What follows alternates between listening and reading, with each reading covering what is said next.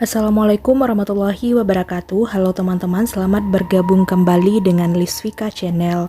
Di video kali ini kami akan memberikan informasi kepada teman-teman yang menunggu proses pencairan bantuan PKH, BPNT, BLT Dana Desa, bantuan sembako, bantuan PIP, dan bantuan PBI. Ini informasi yang langsung disampaikan oleh Sekjen Kemensos terkait dengan bantuan sosial tunai ini. Teman-teman simak video ini sampai selesai. Twitter juga, terima kasih.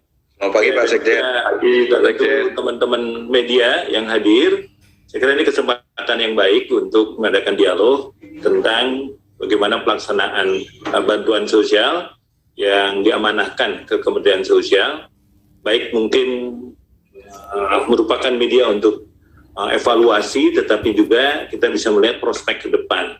Saya mohon waktu share beberapa slide agar lebih efektif saja komunikasinya. Mohon bisa di-able untuk screen sharing. Minta tolong. Ini masih disable untuk partisipan screen sharing. Nah, gitu ya.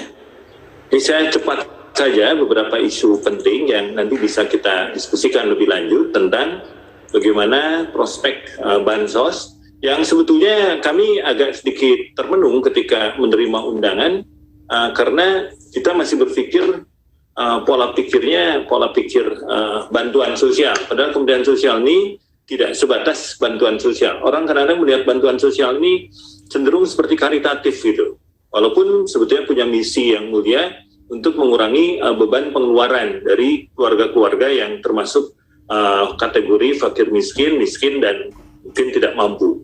Nah, 78,2 triliun yang akan disalurkan untuk program yang menggunakan mata anggaran bantuan sosial. Saya lebih cenderung gitu, ya, program, karena di dalamnya ada program perlindungan sosial, ya, dan juga ada program yang berdasarkan prioritas maupun non prioritas nasional. Di sini beragam variasinya. Jadi semua program di Kementerian Sosial itu masuk pada slot program perlindungan sosial, social protection. Jadi bukan social assistant lagi sebetulnya. Jadi mohon jadi catatan untuk panitia, untuk membangun image bahwa Kementerian Sosial bukan punya tugas hanya bagi-bagi bansos, tapi justru memberikan perlindungan sosial bagi kelompok yang miskin dan rentan. Gitu. Nah, selanjutnya, kalau kita bicara mandatori dari Kementerian Sosial, orientasinya kan sebetulnya mengatasi masalah kemiskinan. Artinya kita mempunyai strategi yang kita pahami, ya. Kalau secara mikro bagaimana mengurangi beban pengeluaran dan juga sekaligus meningkatkan pendapatan. Artinya mendorong keluarga yang miskin dan tidak mampu untuk lebih produktif. Nah, dalam hal ini sudah tentu perlu satu strategi ya diperbarui ke depan, walaupun sudah terjadi tetapi belum optimal. Karena bantuan-bantuan yang ada diberikan yang menggunakan mata anggaran bansos seperti BPNT, ya, itu kan untuk mengurangi atau menurunkan beban pengeluaran untuk pangan misalkan. PKH untuk memberikan perlindungan dan jaminan sosial bagi keluarga dengan kondisionalitas punya ibu hamil, anak balita, kemudian anak usia dini atau anak balita atau anak usia dini, kemudian anak sekolah dan juga disabilitas serta lansia. Nah, kemudian juga kita tahu ada penerima bantuan iuran sehingga mereka punya akses yang lebih mudah untuk dan murah dan bahkan gratis ke layanan kesehatan. Belum ada program Bisa Pintar, KIP gitu ya, sehingga anak-anak bisa punya jaminan untuk kelangsungan pendidikan. Nah, kita tidak cukup di situ. Bagaimana ke depan, ya, yang tanda kutip tadi saya bilang bantuan, padahal sebetulnya sekarang sudah diberikan suatu slot yang disebut social protection, itu juga terintegrasi dengan peningkatan pendapatan. Sehingga ada upaya untuk peningkatan akses permodalan, keterampilan, bahkan dengan pemasaran. Nah, dari sisi mikro, nah sudah tentu makro, kita berharap ada stabilisasi kebijakan ekonomi, ya, termasuk juga harga, penciptaan lapangan kerja yang produktif, iklim investasi, regulasi perdagangan, proses sektor-sektor yang memang menjadi menjadi domain daripada keluarga yang kurang mampu dan miskin, bahkan juga infrastruktur di daerah-daerah yang tertinggal untuk memberikan dukungan pada pelayanan sosial dasar. Nah, ini sudah tentu perlu ada pola pikir baru. Kalau di Kementerian Sosial ini Bu Menteri, Bu Tri Risma hari ini selalu menyampaikan bahwa pelayanan yang diberikan Kementerian Sosial itu harus terintegrasi, tidak fragmentaris, tidak sendiri-sendiri. Karena itu dalam pilar-pilar yang kita sebut ada Linjamsos, ada pemberdayaan, ada Rehabsos, ada Dayasos, ini sebetulnya satu kesatuan yang terintegrasi. Memang prakteknya kalau lihat dari sasaran itu belum tentu matching. Contoh, ya PKH itu mengcover 10 juta ya KPM. Tetapi dari sisi program atensi misalkan baru 142.000. Ini kan ada kejomplangan. Tapi sebetulnya di lapangan kita bisa melihat satu etinitas keluarga yang sebetulnya mereka menjadi penerima bantuan yang sebetulnya bantuannya tidak semata-mata hanya untuk mengurangi beban pengeluaran seperti makanan, pendidikan, kesehatan, tapi bantuan yang diberikan pemerintah bisa dioptimalkan, bisa didayagunakan, bisa didorong untuk digunakan untuk kegiatan-kegiatan yang lebih produktif. Nah, milestone atau platformnya sudah ada di Dayasos sebetulnya dengan program kewirausahaan. Itu sebagai contoh, ya. Nah, Bapak Ibu sekalian, kalau kita perhatikan pada slide berikut, ini yang sebetulnya sekarang sedang berlangsung, ya. Selama kepemimpinan Ibu Menteri selalu menyampaikan bagaimana platform kita di samping menurunkan pengeluaran beban pengeluaran per keluarga, tetapi juga sekaligus meningkatkan pendapatan. Karena itu untuk pemenuhan kebutuhan harian yang kita upayakan ada skema bagaimana bantuan yang diberikan itu menjadi sesuatu hal yang bisa mencukupi kebutuhan keluarga-keluarga yang kurang mampu. Misalkan kalau di balai-balai rehabilitasi sosial itu bantuan itu digunakan untuk misalkan penggembukan atau penyiapan ayam petelur misalkan, menyiapkan lahan untuk bibit sayur, termasuk sembako lainnya. Nah ini kan merupakan satu skema baru yang selama ini bansos mungkin cukup dibelanjakan oleh balai ke pasar, diberikan ke binaan PM keluarga prima manfaat di balai untuk menjadi konsumsi mereka. Sekarang bagaimana balai bisa memproduksi sendiri untuk mencukupi kebutuhan ya pemenuhan kebutuhan harian dari kelompok-kelompok yang sebetulnya termasuk kemiskinan ekstrim, ya tunawisma, lansia terlantar, disabilitas berat, bahkan ODGJ. Nah, selain itu ada skema yang memang sudah ongoing, sudah reguler, seperti BPNT, PKH, kan, PPI, PBI, kemudian KIP, belum lagi BLT dana desa. Nah, selain juga ada atensi untuk anak yatim. Nah, Kementerian Sosial juga bekerja sama dengan PU untuk melihat bansos ini juga harus terpikirkan untuk pemenuhan kebutuhan dasar, pemenuhan hidup yang layak, bukan kebutuhan dasar saja. Hidup yang layak salah satunya tempat tinggal.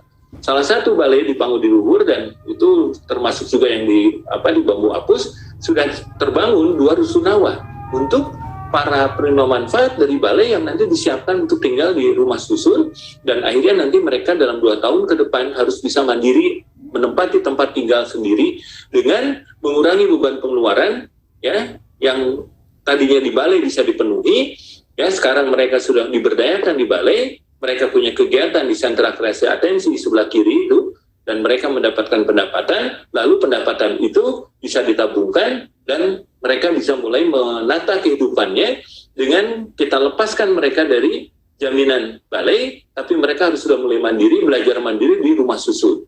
Nah, selama 2-3 tahun tergantung evaluasi, mereka harus bisa keluar dari rumah susun dalam keadaan hidup sudah mandiri. Jadi ada bisnis proses yang sedemikian rupa antara bansos dengan pemberdayaan terintegrasi, termasuk mengadaptasi pahlawan ekonomi yang sudah sukses di Surabaya, ini sekarang diperluas secara nasional lewat pejuang muda juga. Para mahasiswa perguruan tinggi dilibatkan untuk menjadi pahlawan-pahlawan ekonomi yang melakukan berbagai kegiatan pemberdayaan. Nah itu platform secara keseluruhan yang bisa saya sampaikan dan kita sadari bahwa urusan masalah data, ini data kan selalu menjadi isu yang penting ya, tapi sekarang ini integritas data sudah semakin baik karena sudah ada sistem yang terbangun berbasis digital, bahkan ada cek bansos kemsos.go.id, bahkan bisa usul sanggah, ada perubahan atau ketidaklayakan dari penerima bantuan, itu bisa melibatkan partisipatif aktif dari masyarakat luas. Sampai sekarang ini udah 40.000 yang akses terhadap cek bansos ini, terus-menerus meningkat setiap minggu dan itu menjadi masukan untuk kementerian dalam memperbaiki DTKS. Selain daripada DTKS juga dilengkapi dengan sistem yang lebih canggih, termasuk juga geotagging, yang kita jadi tahu ternyata ada keluarga penerima bansos, tapi ketika di Google Map itu kelihatan rumahnya lantai 2 misalkan. Nah ini kayak gini kan inclusion error dikeluarkan. Jadi inclusion error itu bukan hanya yang ganda, yang meninggal atau yang pindah status kesejahteraan, tapi juga yang dari awal sudah memang tidak layak. Tapi entah bagaimana dulu kok bisa masuk gitu kan, tapi tidak ada perbaikan. Sehingga dengan beberapa tahun sudah menikmati bansos kita keluarkan dengan tegas, sehingga istilah Ibu Menteri kan ditidurkan sekitar 20 juta lebih ya data yang ditidurkan. Bahwa setelah itu ada penggantian dari daerah, ada usulan baru, ya kita terima, kita verifikasi, kita lakukan quality assurance, bahkan melibatkan perguruan tinggi, ya termasuk di-sharing ke publik, untuk bisa diakses oleh publik yang menjadi kontrol dari masyarakat secara partisipatoris. Jadi hal-hal seperti itu kita lakukan sebelum penetapan. Jadi Kementerian Sosial menetapkan DTKS baru, ini sudah jauh lebih baik daripada yang sebelumnya. Dan itu diakui oleh publik, diakui oleh user, diakui juga oleh banyak. Bahwa di dalam pelaksanaan masih ada ketemu ya seperti PNS yang terima bansos, ya itu satu hal yang ditemukan setelah sistem perbaikan dilakukan. Ya, termasuk yang tidak layak misalkan dia cukup mampu orangnya ditemukan, itulah bagian dari sebuah proses perbaikan. Jadi kita tidak menutup mata bahwa DTKS sekarang lebih punya integritas, tetapi masih ada di dalamnya mungkin yang perlu diperbaiki, ya, dipastikan mereka benar-benar orang yang layak. Nah, sedikit saja informasi, PKN ini sebagai program prioritas nasional yang diteruskan ya oleh Pak Presiden, Pak Jokowi, dengan perluasan yang cukup signifikan dari 2,5 juta menjadi 10 juta, sekarang terus dilanjutkan dengan indeks yang telah disampaikan di dalam slide ini selama 12 bulan, disalurkan 4 tahap, dan ada kondisionalitas untuk setiap komponen dari KPM itu. Oleh ada ibu hamil, ada 3 juta, ada anak usia dini, ada 3 juta, pendidikan SD, 900.000, SMP, dan seterusnya. Kemudian yang sembako, ini juga dilanjutkan, ya 200.000 per bulan per KPM, durasi 12 bulan, dengan total anggaran 45,1 juta. Dengan komoditas yang didorong agar mereka membeli komoditas yang mengandung karbohidrat, protein hewani, protein nabati, dan vitamin serta mineral. Ini penting untuk disosialisasikan, dinarasikan ke masyarakat. Sudah tentu kerjasama dengan Kominfo juga, karena pemanfaatan ini jangan sampai jadi salah sasaran. Misalkan diberikan rokok, mungkin diberikan hal-hal yang konsumen, yang sifatnya consumeris, itu juga nggak bisa kita berikan. Hal seperti itu harus diingatkan, harus ditegur, dan harus diarahkan agar mereka memanfaatkan bansos itu betul-betul tepat ya secara manfaat.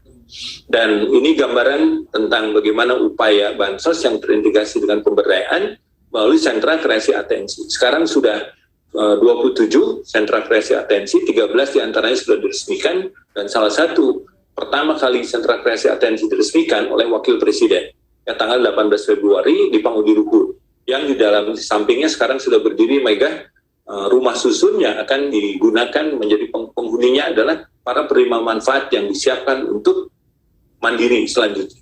Jadi itulah sequence dari bansos. Jadi mohon publik tidak menginterpretasikan bansos karitatif, bansos hanya hit and run, bansos hanya sifatnya pemadam kebakaran, bansos hanya sekedar negara hadir, bukan itu ya yang kita harapkan ke depan. Bansos benar-benar sebagai sebuah bagian, sebuah sumber penghidupan bagi masyarakat untuk menata kehidupannya lebih baik ke depan. Saya perlu menyampaikan kemiskinan ekstrim karena ini persepsi kita itu masih bansos gitu. Padahal bansos itu pasti nggak akan bisa menyelesaikan kemiskinan ekstrim. Bahwa bantuan sosial dimanfaatkan untuk kegiatan yang produktif, yes. Bahwa bansos hanya sekedar mengurangi beban pengeluaran, no. Saya kira itu sebagai penutup dari presentasi yang saya sampaikan. Silakan untuk dibahas lebih lanjut. Terima kasih.